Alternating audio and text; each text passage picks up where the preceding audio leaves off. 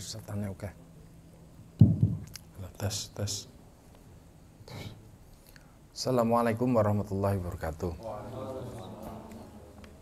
Alhamdulillahirabbil alamin wa bihi nasta'inu ala umuri dunya waddin wa ala alihi washabihi ajmain amma ba'du. Terima kasih Mas Dul sudah dikasih waktu. Ini saya nggak menyangka ini kok banyak sekali yang hadir malam ini. Ayo sambil ngerokok atau maju nggak apa-apa, boleh. Ini ceritanya itu gini, ceritanya saya itu dipaksa ini. Sebenarnya kalau kita mau ngaji apa ya Ki Ageng Suryo Mentaram itu sebenarnya agak panjang gara-gara memang materinya banyak. Dari sejak dulu itu saya selalu pernah beberapa kali ngisi di ngaji di Wolji, mungkin 3 kali kalau nggak salah tentang Ki Ageng. Tapi gara-gara memang harus memadatkan materi ya, jadi akhirnya yang disampaikan hanya pengantar umum begitu. Saya sendiri punya sekitar seginilah buku kitab Ki Ageng, itu banyak, tebal banyak, ada kecil-kecil gitu, ada yang besar. Nah itu kalau mungkin disampaikan itu kayaknya perlu 1 tahun, saya bayangin itu, atau mungkin barangkali malah 3 tahun atau 2 tahun. Jadi memang harus pelan-pelan gitu. Makanya dari kemarin saya nggak pernah tanda petik mau gitu. Kadang-kadang kalaupun mau saya mengantarkan itu dengan pengantar yang agak umum gitu, cuma sebagai pengenalan terhadap Ki Ageng Suryo Mentaram. Nah kemarin itu kebetulan ya, terus kepikiran ternyata dari beberapa karya Ki Ageng itu ada satu bukunya yang tipis. Nah ini bukunya Jangan Kawruh Bejo Sawetah, dulu namanya masih Kawruh Bejo, sekarang mungkin sudah di teman-teman pelajar Kawruh Jiwo itu sudah diganti, namanya sudah baru menjadi Kawruh Jiwo. Nah ini ada pengantar gitu ya, ini semacam yang sudah diringkaskan oleh Ki Ageng Suryo Mentaram sendiri. Dan ini mungkin buku tipis ini kira-kira berapa halaman ini? Cuma 30 halaman ya. 30 halaman ini tuh nanti mungkin kita bisa bagi sekitar 4 kali atau mungkin barangkali 5 kali. Itu baru nanti pengantar kayak gambaran umum terkait apa yang disebut sebagai Kawruh Jiwo. Nah, sini bisa ini. Wes enggak apa-apa, biarin. Ini soalnya memahami raos sami ini gitu. Ternyata hewan itu juga punya rasa. Nanti di Ki Ageng juga ada itu. Nanti kita bisa merasakan juga rasanya hewan juga. Kalau jenengan tahu apa ya, misalnya bekicot itu digecek gitu ya, cek gitu, nanti jenengan bisa ngerasa jadi kayak kita merasakan sakitnya bekicot di gitu. Jadi ternyata manusia itu bisa menjangkau rasanya orang lain. Cuma biasanya nanti jangkauannya ini kadang-kadang muncul tapi kadang-kadang hilang. Jadi kadang-kadang nggak sengaja. Oh kok dientak kucing. Ya dibagai soalnya kucing ra iso ora iso tepo slira. Tepo slira. Perlu belajar Kawruh Jiwo, Ceng. Dah. Kok ono suarane loro. Ya kira-kira gitu ya. Jadi ini nanti pengantar awal, nanti saya bayangin kita coba dulu.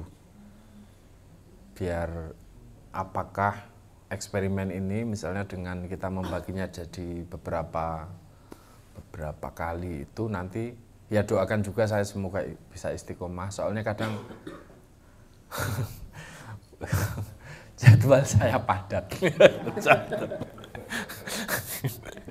Enggak, saya itu kadang kecapean, jadi tadi siang juga baru ngambil video gitu, jadi bener-bener sangat capek gitu. Jadi saya kadang-kadang dengan sisa-sisa energi ini semoga bisa lah sedikit saya paksa, dan ini mungkin ngaji ya diniati ngaji begitu. Yang penting barokahnya ya, plus ilmunya juga, jangan barokahnya juga. Jadi plus ilmunya, dengan cara itu nanti kita bisa mengambil manfaat. Karena ini memang kalau kita ini ya, kalau kita melihat tokoh-tokoh di Jawa itu, ini tokoh ini agak spesial ini. Ini tokoh ini agak spesial karena kalau jenengan pernah belajar filsafat gitu ya, tokoh ini itu sebenarnya seorang filosof. Filosof dalam pengertian baratnya kira-kira gitu. Jadi kalau Rangga Warsito itu pujangga, Yasodipuro itu pujangga. Kemudian ya banyak tokoh-tokoh Jawa dulu itu seorang pujangga. Tapi ini benar-benar dia bisa melampaui seorang pujangga.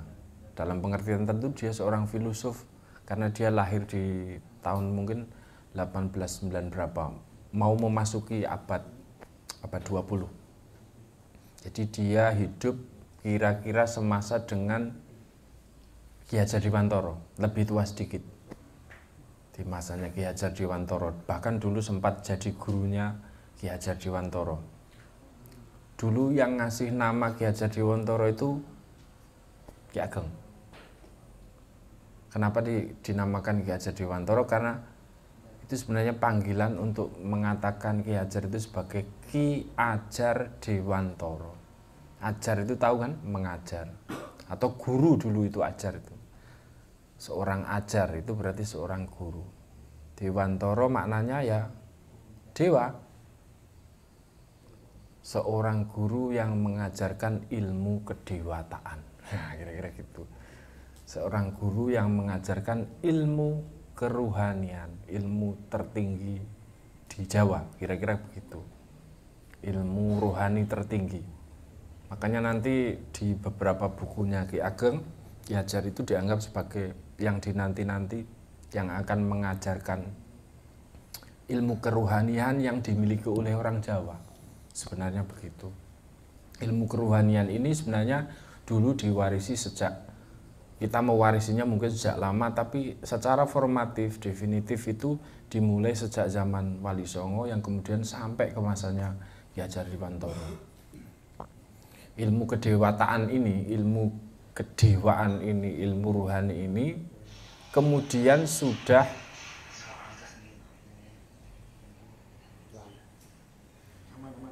aman ya. Karung rokok sih nano.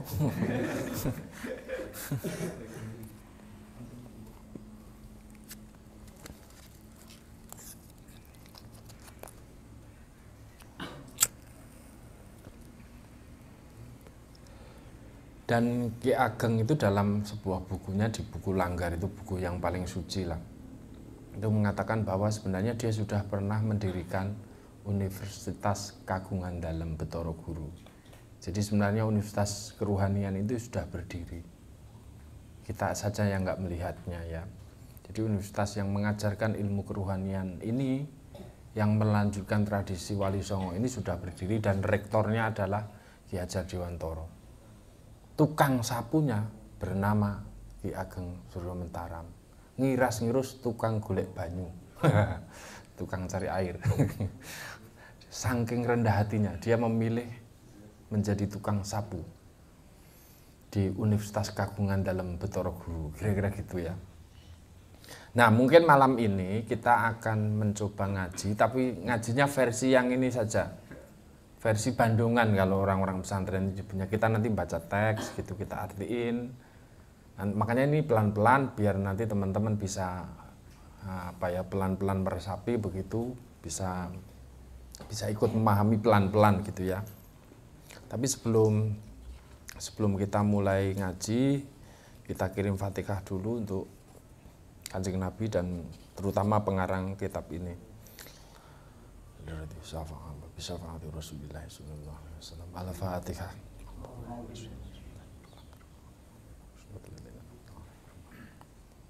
La hadrati. Ya, sudah. Al-Fatihah.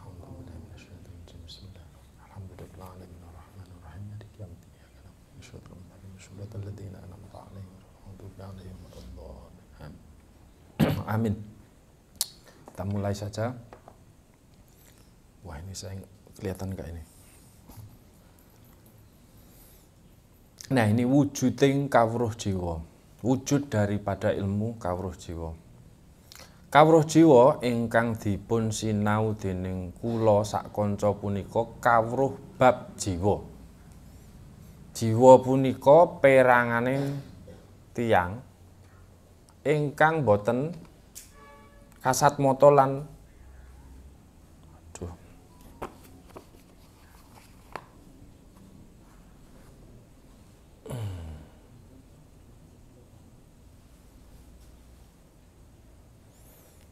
jiwa punika peranganing tiyang ingkang boten kasat mata lan raga. Punika peranganing tiyang ingkang kasat mata.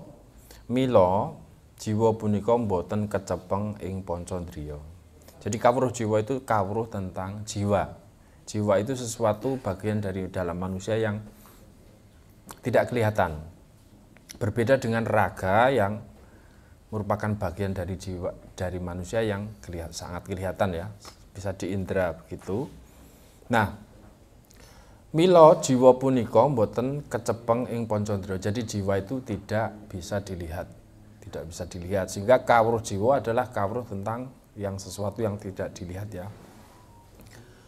Senajan jiwa punika boten kasat mata nanging tiyang kerasa dhateng jiwa wau. Jadi walaupun jiwa itu tidak kelihatan tapi dia bisa dirasakan oleh seseorang.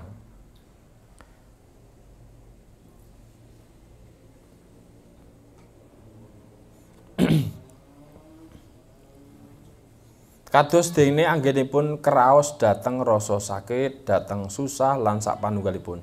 Jadi jiwa itu walaupun tidak kelihatan dia sebenarnya bisa dirasakan. Setiap orang bisa merasakan. Seperti contohnya rasa sakit, rasa susah dan rasa-rasa yang lain ya. Awit saking kraos karena dia merasakan tadi, rasa-rasa tadi, tiyang punika ngakeni yen jiwa punika wonten. Jadi walaupun jiwa itu tidak kelihatan, dia sebenarnya merasakan jiwa itu. Dengan wujudnya adalah bentuknya adalah rasa-rasa tadi, rasa sakit, rasa ditinggal pacar, rasa gelo, rasa mangkel, rasa marah dan lain sebagainya. Kita bisa merasakan sehingga kita mengakui bahwa jiwa itu atau rasa itu ada. Jadi orang walaupun nggak bisa melihatnya tapi dia tahu bahwa jiwa itu ada. Kira-kira begitu. Dados kawruh jiwa punika kawruh raos. Jadi kawruh jiwa itu sebenarnya kawruh tentang rasa. Rasa yang kamu rasakan. Jadi semua orang itu pasti merasa sesuatu. Jadi nggak mungkin orang nggak merasa sesuatu. Atau nggak mungkin orang merasa setengah kerasa, setengah nggak kerasa. Itu nggak bisa. Jadi orang pasti merasa sesuatu.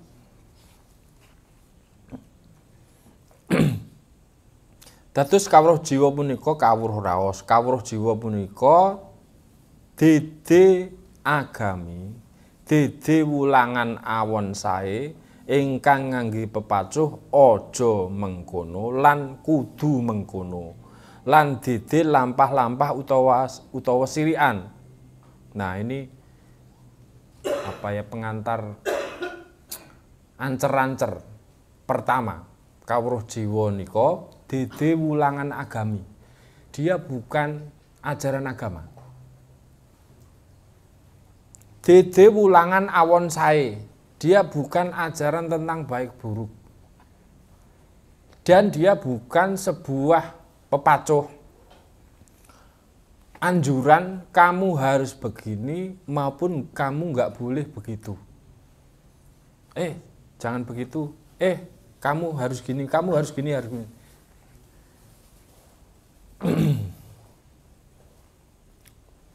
Dudu lampah utawi sirian, dados kawruh jiwa punika kawruh ingkang meruhi dhateng jiwa lan sakwatek-watekipun. Kados dene kawruh kewan lan kawruh tetaneman ing lan sapanunggalipun lan sakwatek-watekipun. Ini pertama kali yang harus ditekankan bahwa kawruh jiwa itu bukan ajaran agama. Satu. Kedua, kawruh jiwa itu bukan semacam anjuran moral.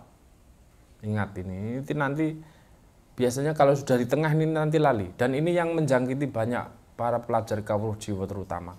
Itu jadi pengetahuan normatif nanti. Ini sekali lagi ini bukan pengetahuan normatif. Ini bukan anjuran moral. Nah, kira-kira begitu. Jangan begini, kamu harus begitu. Kalaupun nanti kawruh jiwa ini menyarankan sesuatu, dia bukan saran moral.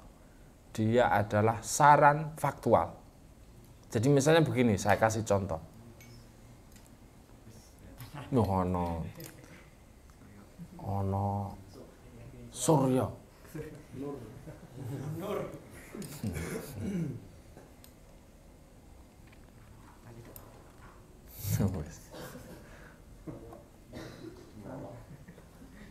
Kawruh jiwa menika raos sing udut.